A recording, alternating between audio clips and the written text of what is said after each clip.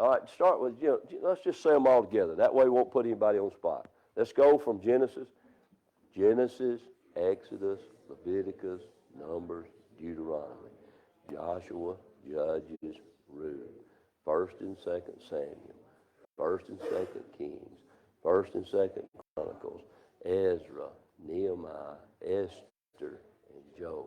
Now, next one. Let's go there. This is an easy one. How many books is in the books of poetry?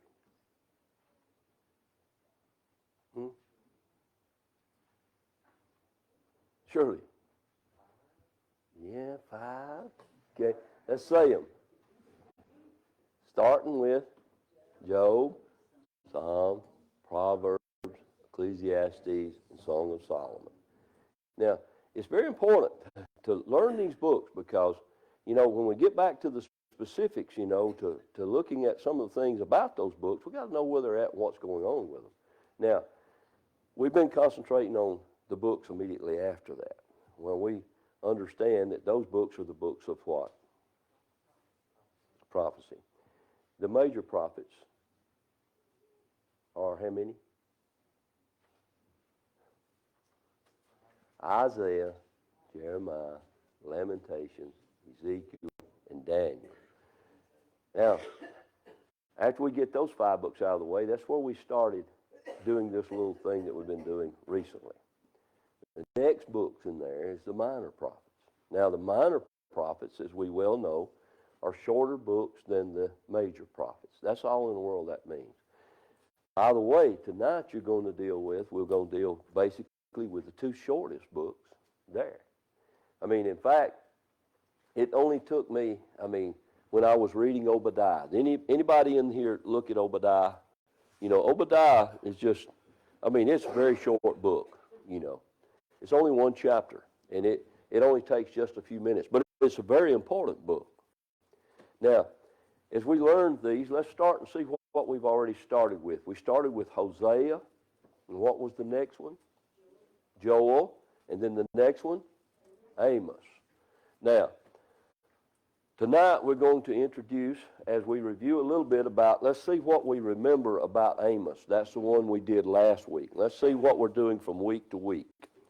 Amos. Does anybody remember what the name Amos actually means? Anybody remember that? Amos means a burden barrier. Very good. I want you to remember that. Not only do I want you to remember that about Amos, but Amos himself is prophesying, and there were 2 divisions. The 2 kingdoms were separated. Now that's a very important part to everything that I'm trying to teach y'all. There are 2 different kingdoms. There's the northern kingdom and there's the southern kingdom, okay? They represent the 12 tribes. The 12 tribes are the 12 sons of a man named, whose name was changed? Israel. Now, the tribe of Reuben, Levi, Judah, and you go through 10 of those, that makes up the, which one? Northern tribe. Then you got another division, which makes up the southern tribe, and they are 2. Who are they? Judah and Benjamin, okay? Now, I did not really spend a lot of time teaching you the names of those 12 sons that represent those 12 tribes. But whenever we got over here to the prophets, remember that the 2 different kingdoms are really key to what you need to know about what these prophets are trying to do. The people, after we learned about what happens with the people, under the Mosaical law, they're living under the Old Testament. Part of them lived under the patriarchal days. The patriarchs, was a shorter span, a period of time there. Then we had the Mosaical age, which is the biggest part of the Old Testament. The Mosaical age, of course, was what and when Moses was chosen to lead the people out from under bondage, as we well know. Now, during this period of time, the people began, as it is today, they began to pull away from God. Consistently, they pulled away from God. They even could not get along with their own selves. They could not get along with the different tribes. They could not get along with their own people. And they separate and they go different ways. They also have battle after battle after battle and fight after fight after fight. The main thing about it is that God himself is always in the picture. And how God is in the picture is that he's always got servants on the earth. During this period of time, the servants on the earth was the prophets. And they're men that were chosen by God to carry the message to the people. Now, we learned so much about what was going on with the major prophets in Isaiah and Jeremiah and Lamentations and Ezekiel and Daniel. We learned a lot about those men and what was going on during that period of time. But God himself did not tolerate, and still doesn't tolerate disobedience. So he keeps these people, they're prophets. He keeps these people in such a way that he's sending them back, always communicating. How did he communicate with the prophets, guys? Did he give them something in writing, or what did he do? Huh? How does he communicate with the prophets? He doesn't do that today. He talks to them directly. He gives them messages. You know, God sends his angels, and God also talks to the prophets, and he doesn't do that today, of course. Our situation is totally different. The only way God talks to us today is through the New Testament, which is the Bible, the 27 books of the New Testament. That's where we're living. We're living in the Christian age. But the prophets, the days of the prophets, man, I tell you what, some of the most interesting things in the Bible is in the lessons of the prophets. Now, after we learned all the stories about Daniel, and we learned stories about some of the Isaiah and Jeremiah, some of the things that went on with them, I could ask you some questions, but it would eat up most of our time if I go back to do all the reviews. But I want to get you to at least remember from week to week something about what we studied last week. Amos. And you all already told me what the name Amos means. Okay. Do you know anything else about Amos? Does anybody know anything you want to share with me?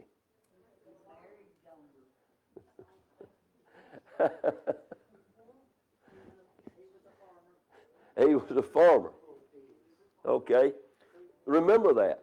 Amos is totally, now he's one of my favorite, by the way. He's one of the favorite prophets that I have in the Bible.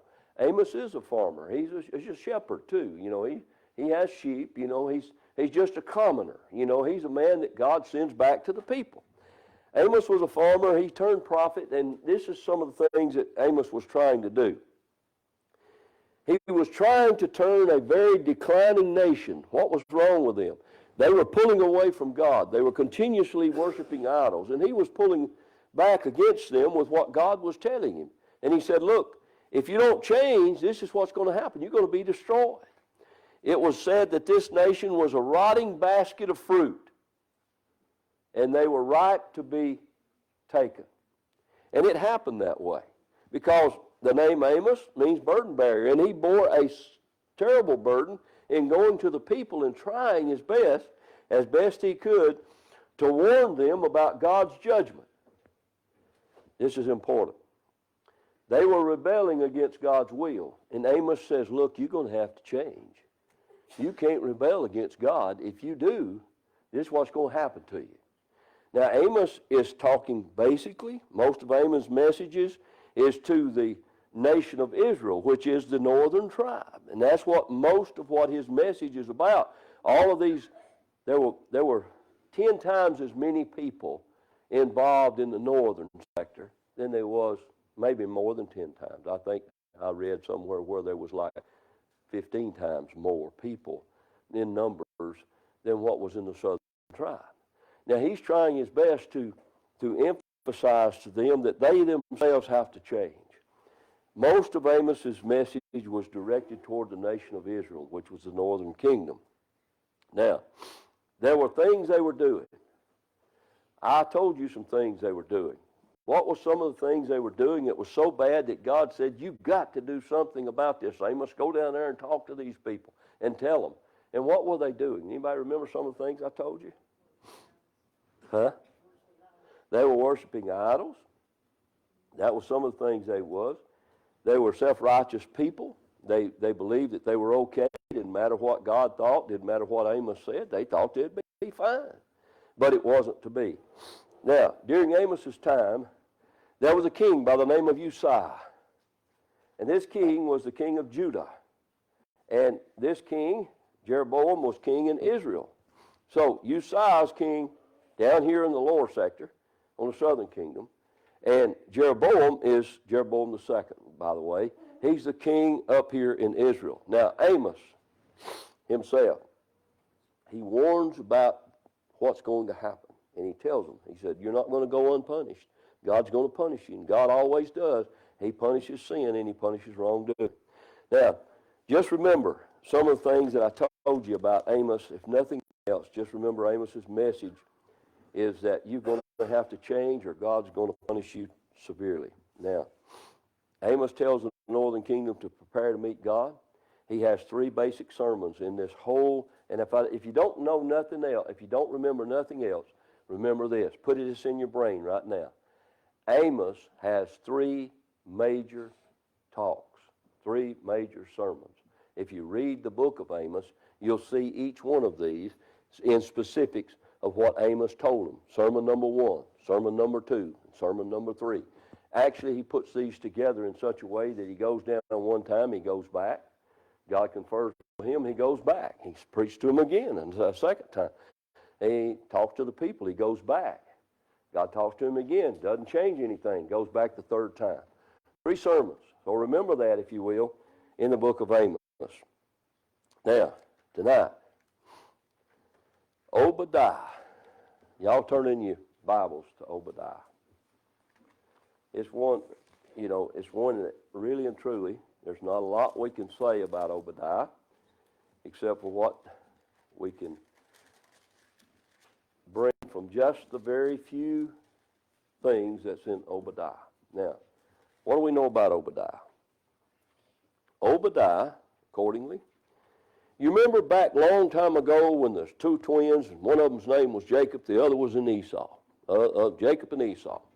These 2 twins were born, and they were conflicting against each other all throughout the Bible. Well, now, the book of Obadiah, as we well know, it deals with the struggles between the descendants of Jacob and the descendants of Esau. Now, the struggle is between these. Now, these boys were brothers, by the way. They were born, one older and one younger, but they were born at the same time. They were twins. And it was Jacob and Esau, and we know what happened with Jacob. And we know, really, if you've studied your Bible much, you know a little bit about what happened with Esau. But the word Obadiah means worshiper of God. Worshiper of God. Now, in the Bible, you might find something written like this, Yahweh. It's Y-A-W-E-H. That is reference to that of God. So, Obadiah means what, guys? Worshiper of God. And if you hear the word Yahweh, that's what he's talking about, okay? Obadiah, apparently, from every indication of what I read and what I've tried to understand, Obadiah probably lived in Judah, in the province of Judah. He probably lived there. This would be in the southern kingdom, okay? Obadiah probably lived in the southern kingdom of Judah. Now, let me tell you how important this is. In the Bible, and I looked this up to make sure I was telling you right, did you ever think about how sometimes if you don't really know which one you're talking about that has the same name, okay? From every indication and everything I have been able to find, there were 13 Obadiahs in the Bible. We're only talking about one, Obadiah the prophet. If we learn how to rightly divide the word of truth, that means we're going to have to study long enough and hard enough to find out how many. If we're talking about a Mary, there's 6 of those.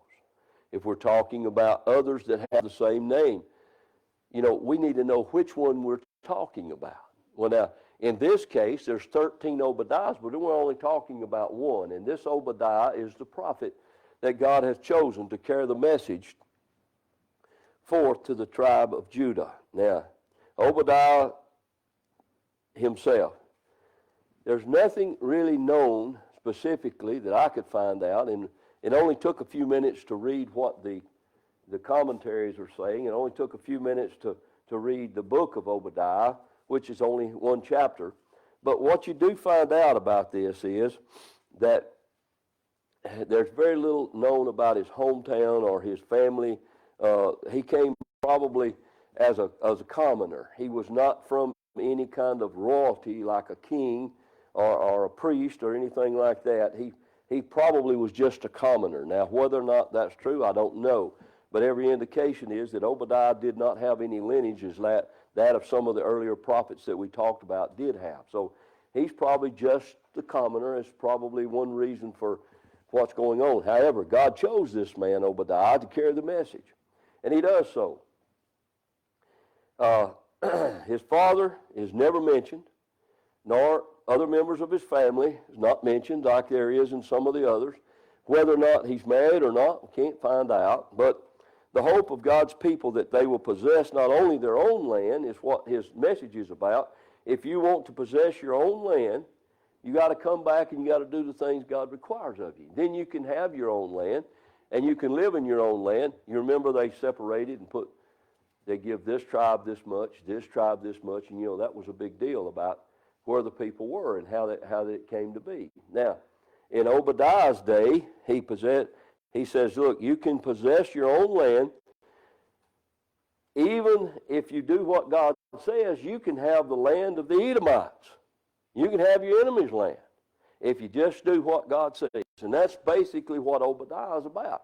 He tells the people, you got to come back and you got to do what God says. You can have your own land, you can live in peace, and you can do the things that God requires of you, but you can even have your enemy's land if you'll just obey God. And that's really and truly the message of Obadiah. There's other things about Obadiah. I encourage you to take advantage of reading it. If you want to, you can look at how many verses there is in Obadiah, and I think you'll find there's only 20 verses in the whole book. It only takes just a minute to read that about Obadiah. And I thought about reading it to you, but my time moves by pretty quick if I don't get into the next book, Jonah. Now, Jonah is probably one of those books that most of you know a little bit about. If I ask you if you know anything about Jonah, what do you know about him? Huh? Swallowed by a big fish. If we don't know nothing else, we know Jonah was swallowed by a big fish. But Jonah is a short book as well. And these little minor prophets, they are not any less of importance than any of the other major prophets that has lots of chapters in them and all of that, but they are very important. There's a message in each one of them. It's all about what God intends for people to do, and God tells them, you go back and tell the people they're off track. You got to get back on track, and that's really what the prophets are all about. In the book of Jonah, Jonah prophesies during the time of Jeroboam II of Israel. He's a prophet to the northern kingdom, and he's prophesying to the northern kingdom. Now somebody says, well, why is it so important? Let me tell you why it's so important. Some of the prophets were chosen by God to carry the message to specifically one of the two kingdoms, either the northern tribes, as some of them were chosen to carry the message to, or the southern tribe. And in Obadiah's case, he's carrying it to the southern tribe. In Jonah's case, he's carrying it to the northern tribes. So he has a larger audience. He has a bigger task. He has a greater job as far as taking it to the northern tribes. There's lots of people. I can imagine they were stretched out and spread out a whole lot different because there's so much more of them. Now, Jonah was a Galilean. I want you to remember that. He's a Galilean. He is the son of a widow. And this widow was a widow of Elijah, which was one of the greater of all of the men of the Bible who raised from the dead people during the Old Testament. 1 Kings 17, 8 through 24, you can read about the raising of the dead that Elijah performed there. I went back and read that just to kind of familiarize myself with it. But Elijah had great power as God had given him, and he raised some even from the dead. Now, Jonah is the only prophet that we know of, and this is vital to our lesson tonight. Jonah is the only prophet that Jesus himself likened himself to. And how did he do that? You'll remember that Jonah is swallowed up by the big fish because God had told Jonah, said, you go down to Nineveh and preach to the people. Jonah decides, I don't want to do that. So he goes off and he doesn't do it. Now what happens is that God, he has the big fish, he creates it, Jonah's swallowed up, and he spends 3 days and 3 nights in the belly of the fish. Now, if you read the book of Jonah, you'll find out that wasn't such a pleasurable thing to be in the belly of the great fish. Now, how is this likened to Christ? This is the only one that Christ ever actually, if you go to the New Testament, you'll find references here in this. You'll find references in Matthew chapter 12, 39 through 41. You'll find how it was that Jonah is likened to Christ. Now, what about 3 days in the belly of the fish? Does that register with any of you about anything that deals with Christ? Okay. Say it again. Okay, 3 days in the tomb. He's crucified, placed in the tomb, and on the third day, he rose again.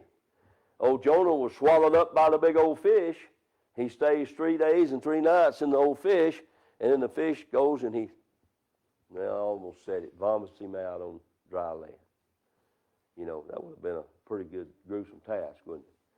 But this is the only prophet that we have record of, as far as the prophets is concerned, as I have read through the entirety of the prophets so far, going back and trying to review myself so that I could be able to teach you these things. I can't find anything else, and if you do, I would admit that I missed something. But this is the only one that I can see that Christ, in the passages over in the book of Matthew, refers to that of Jonah in the fish because of the 3 days and the 3 nights, and the 3 days and 3 nights of the tomb of Jesus. Now, there may be others, I don't know, but that was what I was able to see myself when I was reading. Putting together a lesson for you guys on Sunday morning and a sermon, and then trying to get all of my beeswax together to do this on Sunday night, it takes a little time, and I'm not as sharp as I used to be. But still, Jonah's experience is a figurative experience, but it's real. Now, the figurative experience it's a comparative of what happened to Jesus when he died on the cross and what happened to him when he was put in the tomb. And it's a literal thing in the fact that it actually happened, that Jonah was actually swallowed up by a fish. He did spend that time in the belly of the fish, and he did live through it. Now, whenever it was that the fish spit out Jonah, do you all know what he did? God told him in the beginning, you go down to Nineveh and you preach to the people. He didn't do it. The fish swallowed him up. 3 days later, he gets spewed out on dry. Anybody know what he did after he come back? Huh? Went to Nineveh. You know, and that's important to understand. Now, tonight, Obadiah, let's go back briefly just so you can give me something about Obadiah. What y'all learned about Obadiah? Anything y'all can remember, young people, I told you about? Obadiah means worship of God. The worshiper of God. Okay, that's good. Anything else? From the southern tribe of Judah. Okay, tribe of Judah. Who did he prophesy to? Who's he talking to?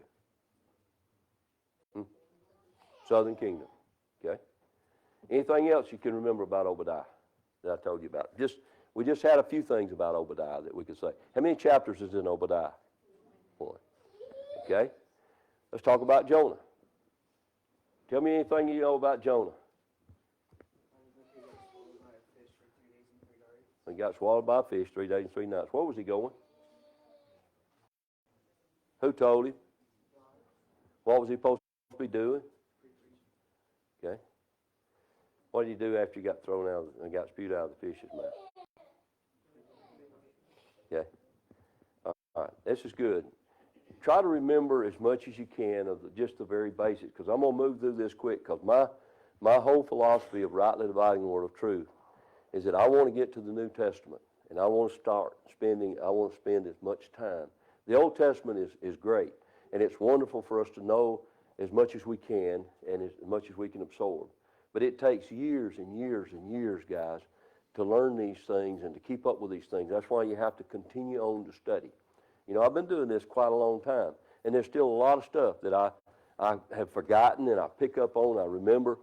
And I want to encourage all of you, you know, as we go through this, and we're going to run through these next minor prophets as fast as like we did tonight. We looked at 2 tonight. But my point is, when I get to the New Testament, I want to spend a lot of time, as much time as I can, about teaching all of you the things that matter the most about going to heaven. I want to show you how to go and share with somebody else what it's going to take to go to heaven. Now, the New Testament is going to be something that, as we go through, we're going to slow down. We're going to go as slow as we can and learn as much as we can. All right, now let's go briefly about something about the New Testament, so I can start kind of getting you the feel on that. How many books is there in the New Testament? How much? 27. How is the New Testament divided, by the way? Do you know? Huh? No? You have 4 books in the very beginning. They're the Gospels, and that's where I preach from most of the time. A lot of my preaching on Sunday morning is coming from Matthew, Mark, Luke, or John. A lot of it does. Now, the epistles, you have a book of history. There's one book of history that tells you all about the church, you know, and we know that. And that's the book of what? Acts. The actions of the apostles, okay? The actions of the disciples. Okay, after you get through with the book of Acts, then you start with something very important. They're called letters. And what are they? Letters to the churches. But they're called called what? Epistles. Okay? And you know, this is just the very basic things that we should all be accustomed to understanding and knowing. But when I get there, and my time's almost up tonight, I want to really spend the time. We talk about Matthew, and we're going to spend some time talking about some of the things in Matthew. Now, before I leave here tonight, is there any questions about what we learned about the 2 things tonight, Obadiah and Jonah? Y'all know what we did. We just had very little that we broke into tonight on Obadiah and Jonah. They're 2 very short books. What did you see?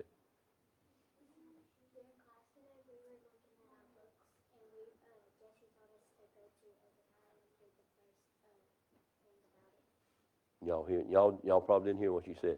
She said, this morning in class, Jesse had told me we need to go to the book of Obadiah and start reading a little bit about it so we'll know something about it. That's very good. I appreciate that. Our teachers in the back are very important, and y'all help me out when you're back there, because if you know what we're going to look at, you know it'll be a good thing. Is there any other thoughts, comments, or questions before we close out tonight? You said that Jonah was a prophet to the northern kingdom? Yes. The 10 tribes. The 10 tribes, yeah. Now, if you look at Nineveh, if you look on the map, Tina, that's important. If you look on the map, when he told them to go down to Nineveh, this was kind of a hub, Nineveh was. And it's kind of a hub where there were a host of people, I mean a bunch of people. There were all kind of bad things happening. And you know, when you read about the history of some of the places in the Bible, and I've got a little commentary thing that I read about. Nineveh was one of those places where it was almost impossible to get anybody's attention about God. They had already, kind of like where we're going with our country, unfortunately, today. Hopefully it won't get to that level. But Nineveh was a place where the people had no regard for God. They had already just kind of, they were out in the world to the point, you know, everything was bad. Nothing was good, and things had gotten so bad. And he tells Jonah, he says, Jonah, you go down to Nineveh and you tell these people. And this is part of your northern kingdom, and this is a big concentration of people. There are thousands of people here at Nineveh. And so Jonah, from what I've understood, Jonah was leery by the fact he didn't know if he could make it down there and get out. He didn't know if he got down there if he was going to be all right or not. So he decides he's not going to do that. The task was too great for him. So he leaves and he goes. And God has the fish swallow him up in 3 days and 3 nights. And old Jonah's studying about it in the belly of the whale, and he said, this is just like hell. It's awful. And, you know, we know what happened. He realizes now I've got to do this. But he still had reserves. Even when he was out of the belly of the fish, if you read the book of Jonah, he still had major reserves about going down there and talking to these people, because these people were ruthless. They were mean. They had forgotten God and pushed God aside, and they were out in the real world. I mean, in the way things were. So Jonah had no choice but to do what God said, because God was going to make sure that the prophets that he chose would do what he said. Same way with Obadiah. Obadiah, not much known about Obadiah, except Obadiah was what they call a commoner. God chose him because he was a good man. And he thought Obadiah could make a difference, and he put Obadiah in a position to go down there and talk to the people. And it was the tribes of Judah and Benjamin. And he's going down to the southern tribes, and he's telling them, he said, you got to turn away from this. You can't do this, And that's the whole thing about the Old Testament. It's all about from the beginning, and man being on the earth, his multiplying, and all the people coming on. It's not long until they leave God. And the old devil is always in the picture. And that's another thing we'll be looking at a little closer when we get down to the end here and some of the others. The old devil's always in the picture. He's always making and wreaking havoc with the people. He's always making inroads with the people. So, anyway, yes, sir. When I was looking at it, Nineveh was the capital of Syria. That's right. I mean, he was going down. He's going down to talk to he's not talking to, he's talking to Gentiles. Yeah, exactly. He's not talking to the Jews. I ain't going down there because these guys will kill me. That's right. I mean, Ruthless at that time. that's right. And that's a very good point, Bobby. I'm glad you brought that up. I forgot to tell you all that. He's going down there, and he's talking to Gentiles. And the covenant was made with what? The Jews, through that of Abraham, through that of Jacob. The covenant was made with Abraham, and this was all about the Jews. Now, God's telling him, and this is another thing about the book of Jonah. This is where Christ himself shows, and where God himself shows that he does, even then, even before the Gentiles were ever in the picture, God had regard for the Gentiles. And it was Cornelius in Acts chapter 10, that's the very first convert that we ever have record of that's a Gentile. Now, we're Gentiles. We're not Jews. But even in the Old Testament, very good point that Bobby made, I should not have skipped over that. He's going down to talk to not just the Jews in the tribes of Judah and Benjamin, but he's going down there to talk to the Gentiles. And this shows a regard that God has even for those that were not under the covenant, the Gentiles. And this is in the early stages of God's putting together the difference between the old and the new. Because, the Gentiles, up until Cornelius obeys the gospel in Acts chapter 10, we're not in the picture. We are Gentiles.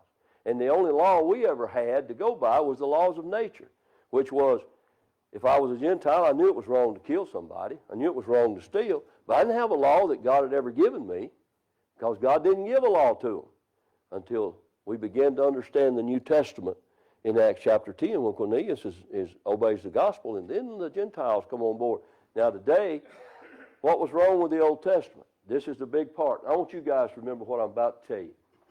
The thing that was wrong with the Old Testament that caused God to have the New Testament and bring that to us is that we didn't have a law. We were not included. We were not God's chosen people. The chosen people were the Jews. Now, the law was in part. You know what that means? It did not give everybody. It did not include everybody. It only included the Jews. But now, when we find ourselves over in the New Testament, that's where everybody's included. It don't matter what we are, Jew, Gentile, whatever. There's 17 nationalities of people on the day of Pentecost when the church had its beginning in Acts chapter 2, and he's preaching to them, and there were 3,000 people added to the church. Then in Acts chapter 10, we have a Gentile. Very first one, Cornelius and his household. That's a good thought that Bobby brought to my attention that I didn't pass on to y'all. But that was another thing about why he didn't want to go down there. These people were ruthless. These were not Jews. These were Gentiles. So Jonah goes to Nineveh, and he preaches for the people to repent. That's right. And they're wicked people. He can't stand how wicked they are. That's right. And they repent.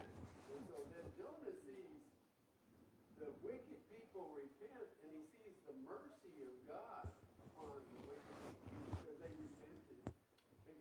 Jonah does. He gets mad. I know. He gets mad. Yes, he does. And he goes sits under a tree and he's, Yeah, the juniper tree. Yeah, I mean, it's quite a story. it is a story. It's a true life thing. It is. It is. It's a very good thing. And I would encourage you, the little things that I see, I don't have a lot of time, and just the points I make to you is just a broad spectrum of things. But carry your Bibles home and read the book of Jonah. It's a great book to read. Read the book of Obadiah. It only take you, Nick, I promise you could read it in probably 15, 20 minutes. You could. You could probably read it in 5, couldn't you? I think so, too. All right. Our time is up. Thank y'all for your good comments. Yes, Gary? Was there Gentiles mixed in these tribes of? Yes. Let me tell you what was happening, and this is important, too. God did in the very beginning, he would not allow even the tribes to intermingle, okay? The tribe of let's say, the tribe of Reuben, they could not marry over into the tribe of Levi.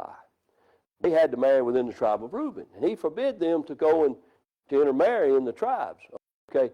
Then they began to branch out. They didn't only marry within other tribes, which was contrary to what God had told them, but they went and started marrying into the Gentile nations and started marrying some of the Gentiles. And that's how this thing all came together.